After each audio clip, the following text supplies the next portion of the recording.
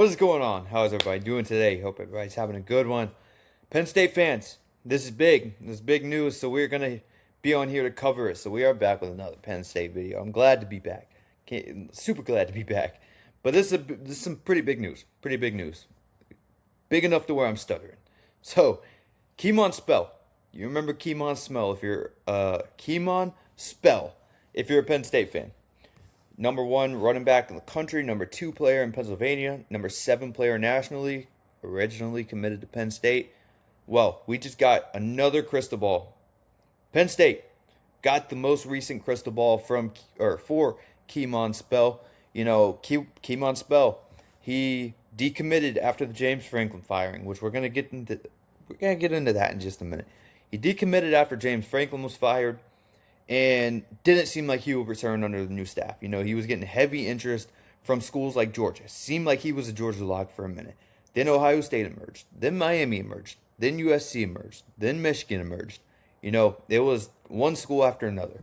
You know, obviously he's going to have a massive recruitment. Every big team in the country is going to be after him.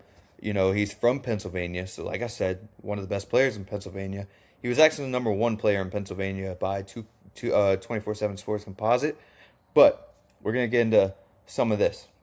So he is an early Penn State commitment. You know, he originally committed to Penn State in the 2027 cycle, pretty early in that cycle. He was actually the first commitment in that 2027 class. He's rated as a 5-star prospect, pretty obviously. I mean, as you can see right there, he was considered the number 1 running back in the country. And obviously, like I've said, and you could also see right here, he is the number 1 player in Pennsylvania by 24/7 Composite. And he's a top 10 overall recruit in Rivals rankings as well. He did shut down his recruitment around March, I believe it was. Or that's what my notes have, at least. You know, said Penn State felt like home. And he was fully committed to Penn State at the time. He pretty much shut down every other school because there were some big schools after him still. Notre Dame was another one. Notre Dame was very heavy on his list post James Franklin firing.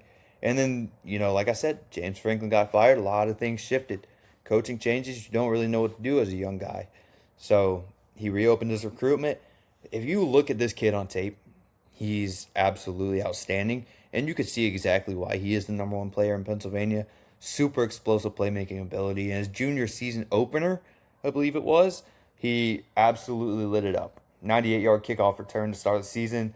Multiple long rushing touchdowns, 390 all-purpose yards in a single game. I think we'll take that at Penn State. Obviously, it's going to be harder to do that in college, but this is a guy who's going to translate over pretty easily.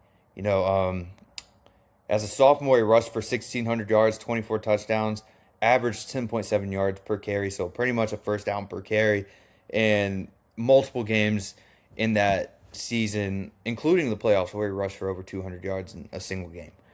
This kid's incredible. He's absolutely incredible, and he would really fit right into a very, I'd say, good Penn State running back room, because you know Penn State has a very good resume of running backs. Even though, yes, it's new coaching, Matt Campbell has a very good resume of running backs as well. So you look at guys like Breece Hall. Maybe you can convince Kemon Spell to stay over at Penn State with the guys like Breece Hall that you've recently had and developed that you could use as an example. And I would say Kemon Spell has a much higher ceiling than what Breece Hall did when you're looking at him as a high school prospect. Like I said, I don't think it's crazy to say Kemon Spell is the best player in the entire country coming out of high school. Like, he is that much of a difference maker, and he's a guy who could very much get involved from the start. You look at some of these running backs that come in, yeah, they're highly ranked, highly recruited. Then you look at their size, you're like, maybe they're a little bit too small. So yeah, they won't get too much playing time this year. Kemon Spell, this guy is ready. This guy is built already. He's college ready. He's college ball ready. Like I said, I think he can be a very much be an impact player from the jump. And if Matt Campbell and staff can come in and convince Kemon Spell to stay around at Penn State, stay home in Pennsylvania, stay committed to the Nittany Lions, then you got something good going. And this would be an absolute splash for Matt Campbell. So when Matt Campbell came over, yes, your first priority is retain as many players as you possibly can from entering the transfer portal, and he did that. He got a lot of key players back. And yes, Matt Campbell did lose some, but you're not going to keep them all in this era of college football. You know, you're going to lose some good players, but for the most part, we retain a lot. We retain most of our starters. You look, I think we only lost like six, seven, eight, something like that starters. Not too many. And you got most of your key players back outside of like Jazz Coleman and some other guys.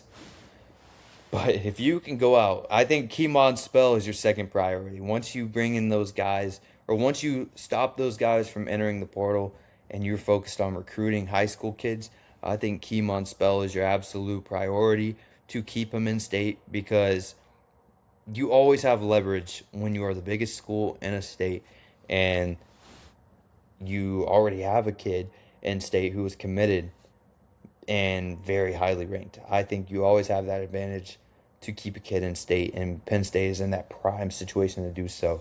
Because, like I said, you have a very good resume of running backs that you've had over the years that Kemon Spell could look at. You take him through that Penn State locker room, you take him through that Penn State hallways. On his visits, he's going to see guys like Saquon Barkley. He's going to see guys like Nick Singleton. He's going to see guys like Katron Allen. And it's going to be pretty hard to turn it down. He's going to look at Matt Campbell's resume and see guys like Bryce Hall. It's going to be hard to turn it down. If Matt Campbell can go out there and do this, it's an absolute grand slam. Because this is probably, this is the next big running back at Penn State. And like I said, we got the most recent crystal ball. It's the most recent crystal ball. Take a look right here. It was today at 1:36 p.m. This video will probably be out later in the night. But yeah, as of today, man, we got the latest. You know, if you look, his last crystal balls were around October area, around September, October. Yeah, October. It was October. And now we just got a new one from Brian Dunn. This is massive. This is very big. He has a 91.72% hit rate on his crystal balls, higher than the others that have him predicted at Notre Dame. So this is big. This is very big. And man, if Penn State just jumped right back into the race. Penn State is right back in the race, and if we can keep them home, like I said, I can't stress it enough. This is massive. So I hope you guys did enjoy that. I know I rambled a lot. I rambled very much, actually. And also, before we do go, these guys like Brian Don and all of them, they have some insider info. They talk to these players. They talk to these players' reps. They know some stuff that the outsiders don't. So for them to randomly have a crystal ball today, randomly, that's saying something. That's saying something good. That's good news for Penn State. So, like I said, if you guys did enjoy this, I know I rambled a lot, but there's not really much to talk about when it comes to recruits. Just kind of talk about how big this is, because I think it's a very big situation. So if you did enjoy this, I greatly appreciate you if you consider subscribing to the channel. It helps me out a lot. And Penn State fans, you guys have shown me massive amounts of love. So I greatly appreciate all you guys, and I want to keep that going. We're going to have a lot of Penn State content coming, because I have some videos filmed that will be posted this week as well about some other guys that Matt Campbell's brought in through the transfer portal, and maybe some other Penn State targets as well. So yeah, stay tuned for those. That's it for this one, and I'll catch you guys on the next one. Peace, and we are